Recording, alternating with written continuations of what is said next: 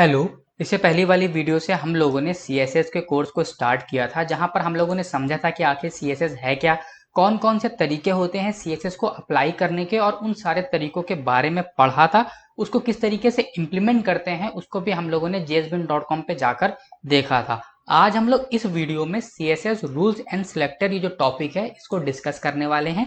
ये थोड़ा important topic है क्योंकि ये हमें बताता है कि आखिर किस तरीके से हम लोग CSS की जो प्रॉपर्टीज होती हैं उनको किस तरीके से HTML एलिमेंट्स में हम लोग अप्लाई कर सकते हैं।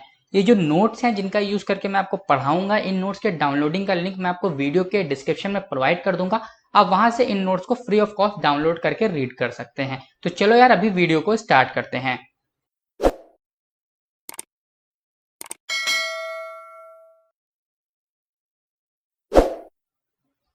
CSS rules and selector. A style rules has three parts: selector, property and value.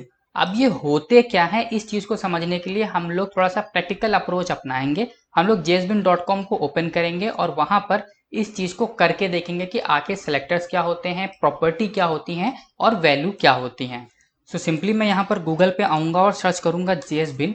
अगर आप एक बिगिनर हैं जो कि CSS को सीख रहा है तो मैं आपको यही बोलूंगा कि अभी आप jsbin.com का ही यूज करें। अभी आप कोई भी कोड एडिटर जैसे विजुअल स्टूडियो कोड हो गया, इनका यूज अभी ना करें। जब आपको चीजें समझ में आने लगेंगी तब आप उन कोड एडिटर का यूज कर लीजिएगा। अभी आगे किस तरीके से कोड एडिटर का यूज करना है वो मैं आपको बताऊंगा भी, बट एज अ बिगिनर मैं आपको सजेस्ट करूंगा कि आप jsbin.com का ही यूज करें, क्योंकि यहाँ पर होता यह है कि आप ये जो लेफ्ट साइड पे जो भी कोड लिखते हैं HTML का, CSS का, जावास्क्रिप्ट का, उसका आउटपुट आपको तुरंत यहाँ पर राइट साइड में देखने को मिल जाता है। विजिबिलिटी बढ़ने की वजह से चीजें बहुत ही आसानी से समझ में आने लगती हैं। तो एज अ बिगिनर आप jsbin.com का ही यूज करें, ये मेरा रिकमेंडेशन होगा आपके लिए। तो यहाँ पर हम लोग समझने वाले थे कि आखिर सेलेक्टर्स क्या होते हैं, प्रॉपर्टी क्या होती हैं और वैल्यू क्या होती हैं। तो सबसे पहले मैं यहाँ पर HTML का कुछ कोड लिख देता हूँ। मैंने आपको इससे पहली वाली वीडियो में बताया था कि जो हमारा CSS होता है उसको हम लोग HTML एलिमेंट्स के अंदर यूज करते हैं। तो H1 टैग के अंदर मैंने लिख दिया हेलो। ऐसे ही मैं एक H2 टैग ले लेता हूं और इसके अंदर भी लिख देता हूं मैं हेलो। सिमिलरली मैं यहाँ पर लिख देता हूँ एक S3 टैग, इसके अंदर भी मैं लिख देता हूँ हेलो और S3 टैग को कर देता हूँ क्लोज। तो यहाँ पर मैंने H1, H2, S3 तीन हेडिंग टैग लिए हैं और इनके अंदर हेलो हेलो हेलो लिख दिया। उसका जो आउटपुट है आपको यहाँ पर देखने को मिल रहा होगा। अब मैं चाहता हूँ ये जो मेरा H1 वाला हेलो है इसका जो कलर है वो ब्लैक ना होकर रेड दिखे। तो इस काम को करने के लिए हम लोग CSS का यूज करेंगे। कैसे करेंगे इस चीज को समझो। यहाँ पर मैंने CSS को ओपन किया। अब मुझे सबसे पहले सिलेक्टर का यूज करना पड़ेगा। सिलेक्टर का मतलब हम लोग किस एलिमेंट में स्टाइल को अप्लाई करने वाले हैं, उस एलिमेंट को हम लोग सिलेक्टर कहते हैं। अब देखो यहाँ पर मैं करूंगा क्या, सबसे पहले लिखूंगा H1 और करली ब्रेसेस ओपन एंड क्लोज और यहाँ पर लिख दूंगा कलर रेड। इतना करते ही ये जो मेरा H1 वाला होगा हेलो, उसका जो कलर है वो रेड हो गया। बट जो बाकी H2, H3 हेडिंग टैग्स हैं इनके अंदर जो हेलो लिखा है वो एज इट इज लिखा हुआ है। अगर मैं चाहता हूं कि मेरा जो H3 वाला हेलो है उसका कलर ब्लू हो जाए तो मुझे क्या लिखना पड़ेगा, सबसे पहले मुझे H3 टैग को सिलेक्ट करना पड़ेगा। इसके अंदर लिखूंगा कलर और फिर यहां पर मैं लिख दूंगा ब्लू। तो होगा ये कि जो मेरा S3 वाला हेलो है उसका कलर हो जाएगा ब्लू। अब यहाँ पर सिलेक्टर क्या है, प्रॉपर्टी क्या है, वैल्यू क्या है, इस चीज को समझना। ये जो हमारा H1 है ये है सिलेक्टर और ये जो हमारा कलर है ये है प्रॉपर्टी और ये जो हमारी रेड है ये है वैल्यू। आपको पता है कि आप यहाँ पर ये जो वैल्यू है मतलब कि रेड, इसको आप लोग कई फॉर्म में दे सकते हैं। हेक्साडेसिमल फॉर्म भी आता है देने के लिए और भी कई सारे फॉर्म होते हैं। RGB फॉर्म भी मिल जाएगा आपको अगर आप विजुअल स्टूडियो कोड यूज करेंगे। मैंने यहाँ पर सिंपली नेम लिख दिया जिससे ये जो हमारा हेलो है H1 वाला उसका जो कलर है वो रेड हो गया। तो यहाँ पर H1 हमारा सेलेक्टर है, कलर हमारी प्रॉपर्टी है और ये वैल्यू है जिस जो हमने इस प्रॉपर्टी को दी है। सो अभी अभी हम लोगों ने jsbin.com पे समझा कि आखिर सेलेक्टर्स क्या होते हैं, प्रॉपर्टीज क्या होती हैं और उनकी वैल्यूज क्या होती हैं। अब हम लोग सेलेक्टर्स को थोड़ा सा और अच्छे से पढ़ने वाले हैं।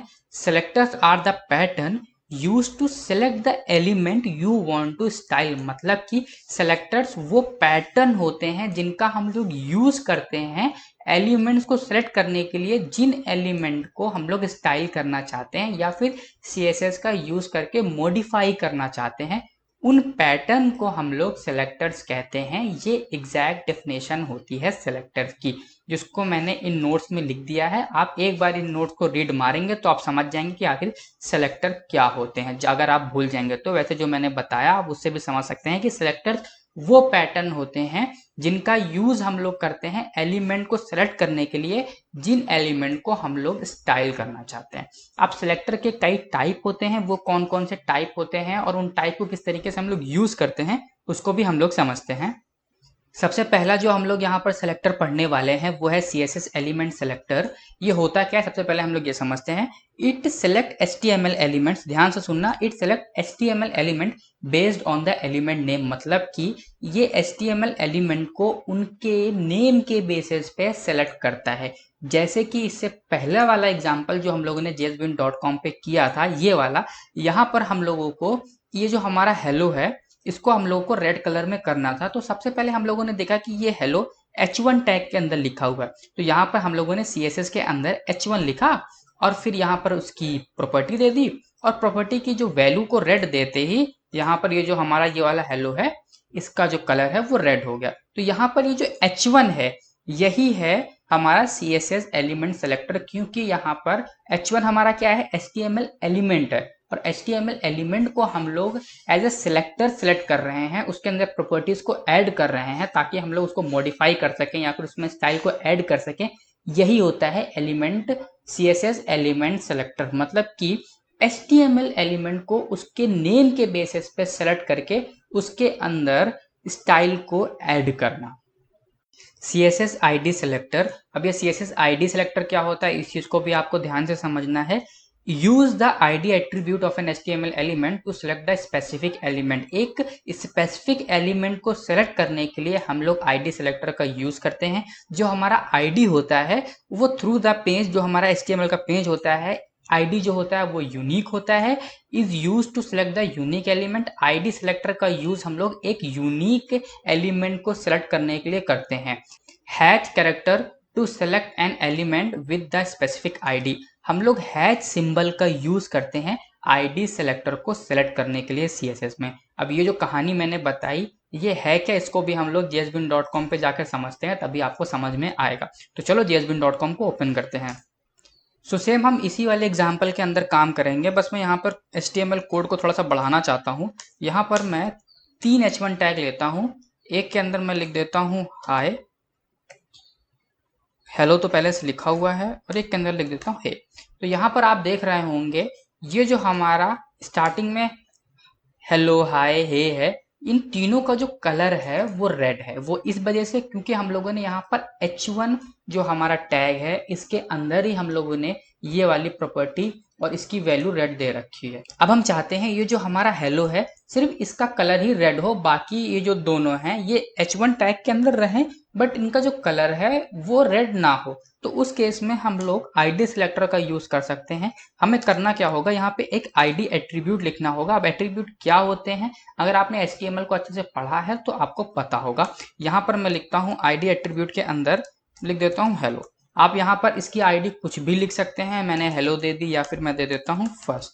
अब मुझे क्या करना है, यहाँ पर ये जो ID है फर्स्ट इसको सेलेक्ट करना है। ID को सेलेक्ट कैसे करते हैं ये समझते हैं। सबसे पहले लिखते हैं हम लोग हैच सिंबल का यूज करके हम लोग ID को सेलेक्ट करते हैं, फिर लिखेंगे फर्स्ट FIRST फर्स्ट, और उसके बाद हम लोग करली ब्रेसेस को ओपन करेंगे और यहाँ पर हम लोग प्रॉपर्टी और इस प्रॉपर्टी की वैल्यू हम लोग दे सकते हैं। तो देखो जैसे ही मैंने यहाँ पर लिख दिया कलर कोलन रेड, ये जो हमारा हेलो है वो रेड हो गया। अब ये इसलिए हुआ क्योंकि यहाँ पर ये जो ID है ID फर्स्ट, ये सिर्फ हमने इस H1 टैग के अंदर लगाई है, बाकी किसी में ये नहीं लगी हुई है।